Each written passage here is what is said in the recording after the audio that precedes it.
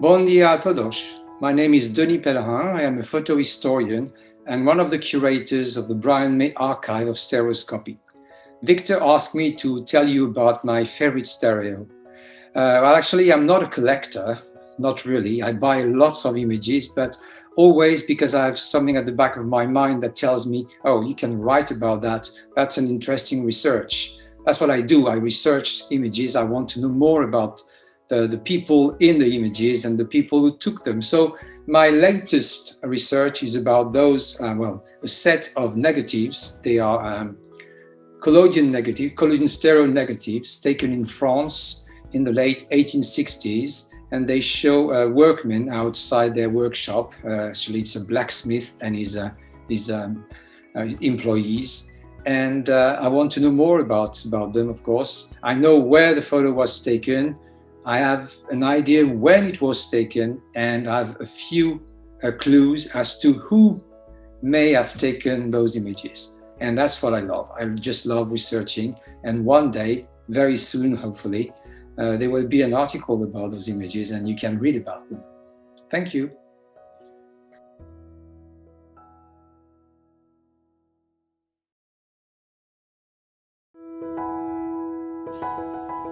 I like to collect Japanese photography, and for the last few years, I have been not only researching, but also building a collection. I came across this stereo card not too long ago, and it turns out that it's very likely taken by a photographer named James H. Hare, who was one of the first war photographers. And so this image, to me, it's one of my favorites because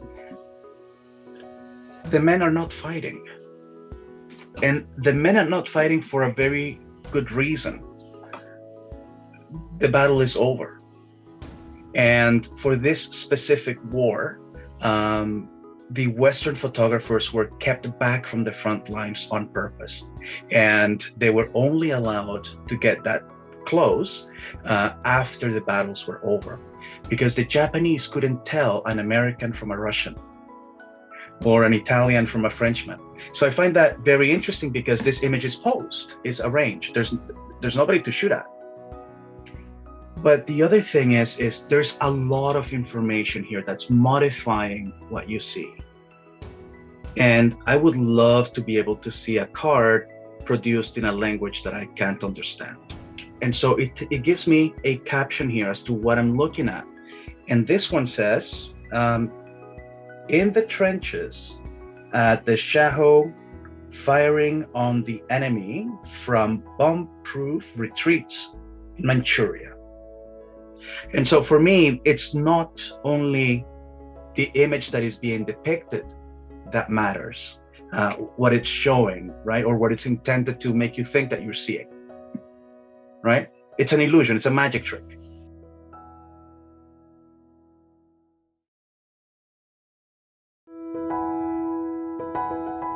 Saludos a todos los amigos de Estéreo Inmersiva Media, evento en el que hemos pasado muy buenos ratos allí en Lisboa conociendo a nuevos amigos. En esta ocasión se trata de presentaros una pieza de nuestra colección, una estereoscopia, un daguerrotipo estereoscópico de T.R. Williams.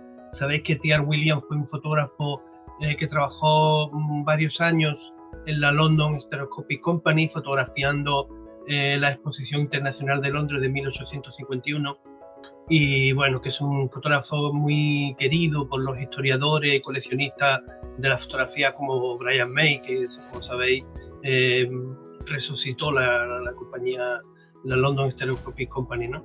Esta pieza la compramos nosotros en una subasta en Londres, creo que fue en Christie's, en el año 2002, y bueno, es una pieza de la que estamos muy orgullosos, muy contentos de tener en nuestra colección. Teresa os va a hacer ahora algunos comentarios sobre ella. Bueno, saludos desde España a todos, nos alegramos de estar un minuto con vosotros. Solamente quería aportar algunas pinceladas sobre esta fotografía tan bonita, esta dama victoriana, vestida al estilo y la moda de la época, cumpliendo todos los cánones, que realmente nos la sitúan ya cronológicamente en ese intervalo entre 1845 y 1855, y para concretar más tenemos que en el reverso ya figura la dirección del estudio de Pierre Williams en Regent Street, que abrió exactamente en 1854. Solamente comentaros que el mobiliario que aparece en este estudio se repite en otras cartes y en otros daguerrotipos que hemos podido comprobarlo también de este fotógrafo, y simplemente con estas pinceladas pues os mandamos un saludo desde España. Hasta luego.